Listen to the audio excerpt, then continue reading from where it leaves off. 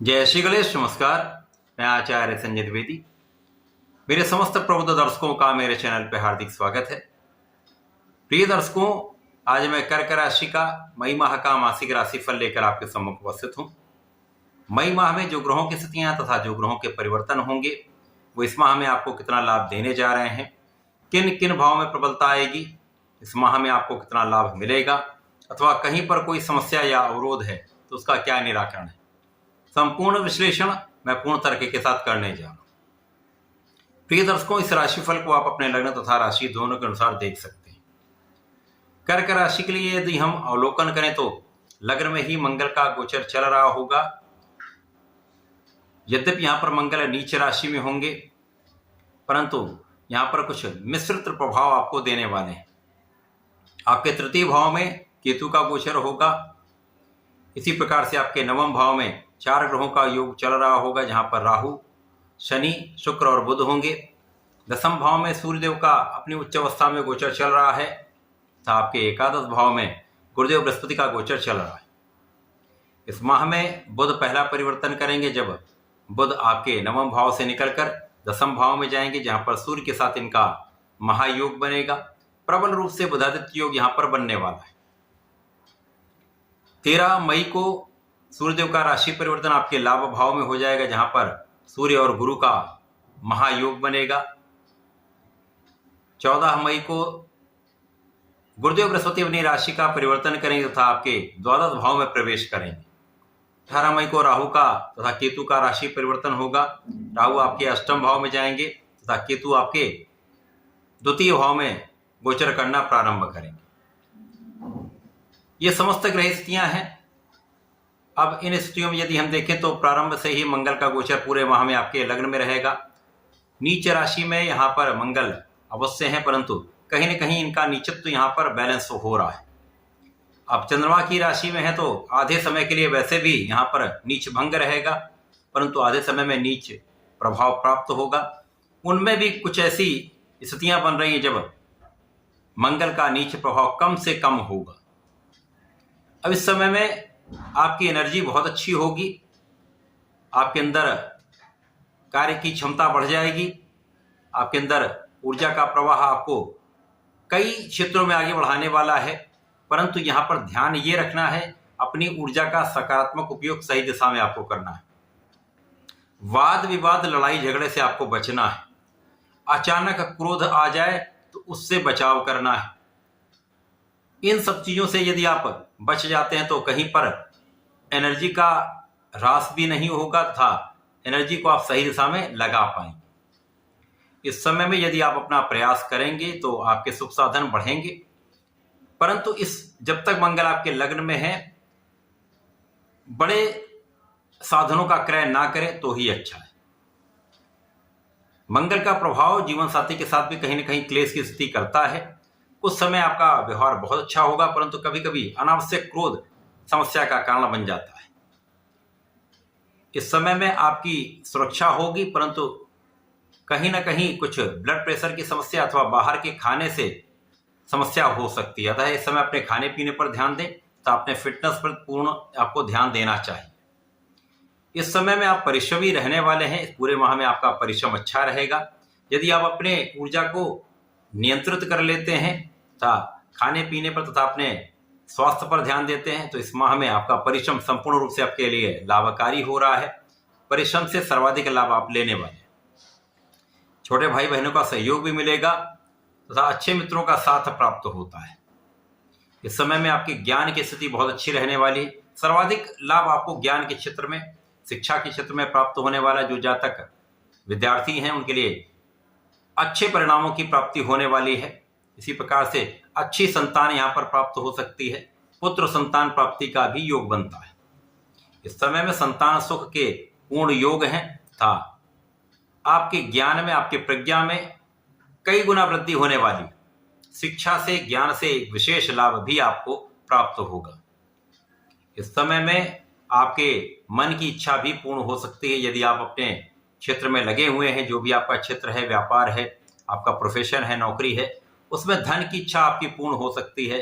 शिक्षा में सफलता की इच्छा पूर्ण हो सकती है। इस पूरे समय में आपका कार्यक्षेत्र प्रगति करेगा। जो अभी तक लगभग 2.5 वर्ष से शनिदेव की ढैया का प्रभाव समाप्त हो चुका है, अतः शनिदेव आपके भाग्य भाव में आकर आपके भाग्य को जगाने वाले हैं।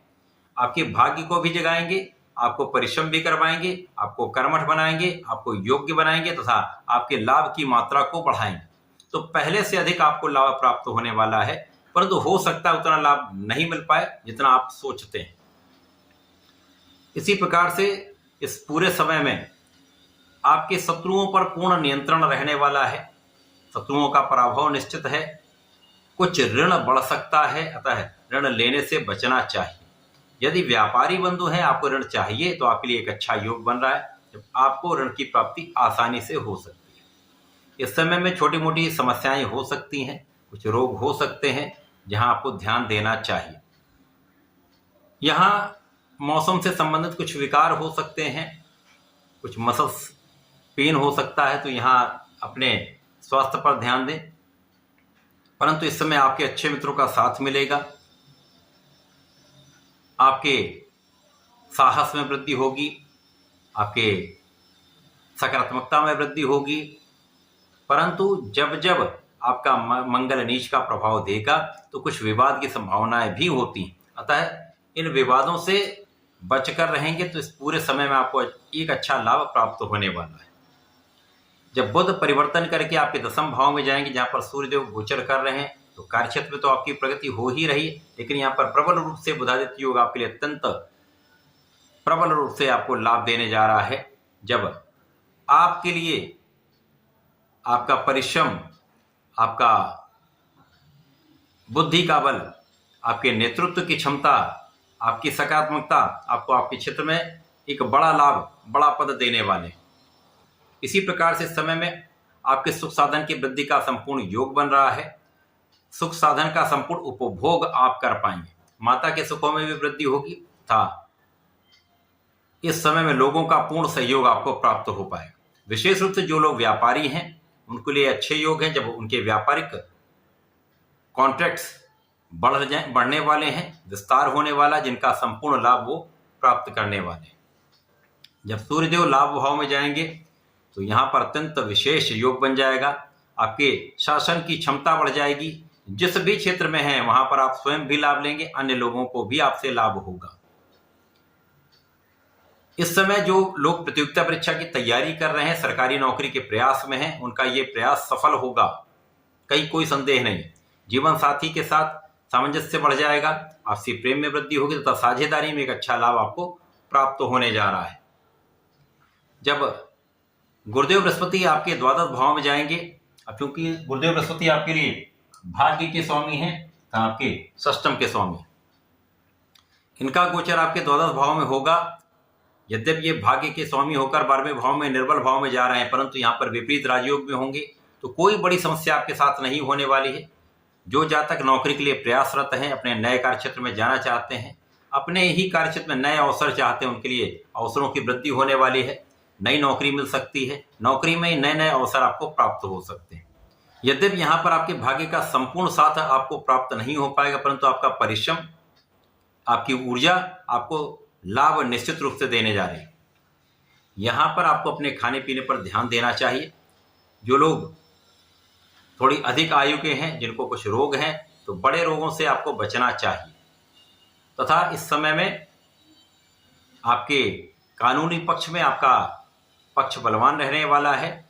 आप उसमें बहुत ऐसी स्थिति बन रही जब आप वहां पर विजयी रहने वाले। 18 मई को जब राहु अपनी राशि का परिवर्तन करके आपके 8वें भाव में जाएंगे, तो यहाँ पर कुछ स्वास्थ्य समस्याएं हो सकती हैं, ब्लड से संबंधित कुछ समस्याएं हो सकती हैं, पेट से संबंधित कुछ रोग हो सकते हैं। खाने पीने पर पूर्ण ध्यान देना होगा, बाहर के खाने से बचना होगा तथा इस समय अपनी वाणी पर पूर्ण नियंत्रण रखना होगा। यदि आप अपनी वाणी पर नियंत्रण रखेंगे तो घर के अंदर भी, परिवार में भी तथा अपने व्यापारिक क्षेत्र में तथा अपने प्रोफेशन में आपको एक अच्छा लाभ मिल पाएगा। इसी प्रकार से समय राहु आपको अचानक धन लाभ तो निश्चित रूप से कराएंगे। हो सकता है किसी पैतृक संपत्ति से, पुराने भाव से, पुरानी संपत्ति से एक अच्छा धन लाभ आपको प्राप्त हो जाए, तो ये वहां आपके लिए अच्छा है। आपके लिए प्रोग्रेस का यहाँ पर योग बन रहा है। आपके व्यापारिक गति में वृद्धि होने वाली है, आपके कार्यक्षेत्र में विस्तार होने वाला है। निश्चित रूप से सकारात्मकता आपके जीवन में आ रही है। इस पूरे समय में आपको नियमित रूप से भगवान भोलेनाथ की आराधना करनी चाहिए। नमः शिवाय पंचाक्षर मंत्र का नित्य कम से कम 1 माला का जप अवश्य करें। सोमवार को भगवान भोलेनाथ पर जल चढ़ाएं, लाल चंदन का अर्पण करें, श्वेत पुष्प का अर्पण करें तथा श्वेत मिष्ठान का अर्पण करें तो विशेष लाभ प्राप्त होंगे। इस समय का संपूर्ण उपयोग आप कर पाएंगे। तो ऐसा करके इसका लाभ है। धन्यवाद, नमस्कार।